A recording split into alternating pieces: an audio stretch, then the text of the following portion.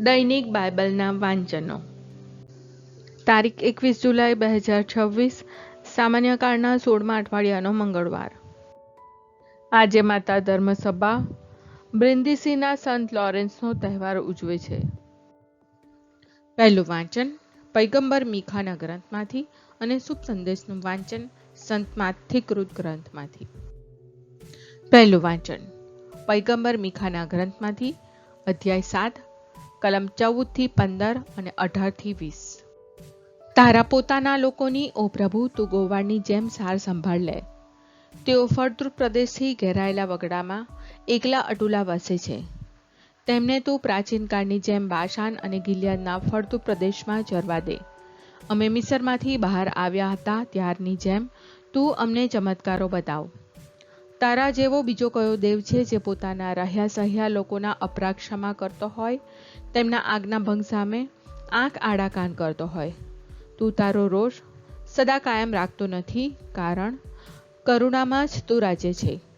તું ફરી એકવાર અમારા ઉપર મહેરબાની કરશે અને અમારા અપરાધોને પગ તળે કચડી નાખશે.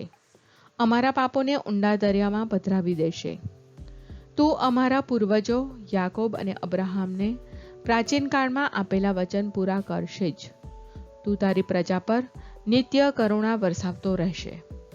આ પ્રભુની વાણી છે, તે આપણો આધાર છે.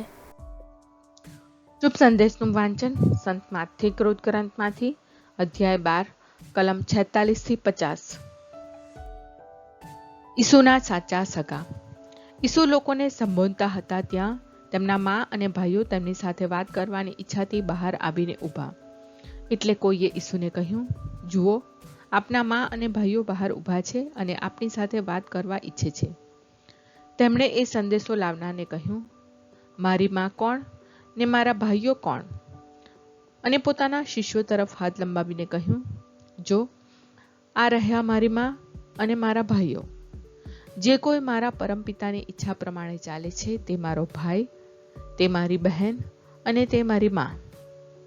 આ પ્રભુની વાણી છે, તે આપણો આધાર છે. પ્રાર્થના. ઓ મારા પ્રભુ ઈસુ, હું મારા પાપો માટે પસ્તાવો કરું છું. મારા પાપો માફ કરો. મારા હૃદયમાં આવો. હું તમને મારા પ્રભુ અને તારણહાર બનાવીશ. આમેન. પ્રભુ તમને સુખી રાખો અને તમારી સંભાળ રાખો. પ્રભુની તમારા ઉપર કૃપા દ્રષ્ટિ અને મહેરબાની હો. પ્રભુની તમારા ઉપર પ્રસન્નતા હો અને તે તમને શાંતિ બક્ષો.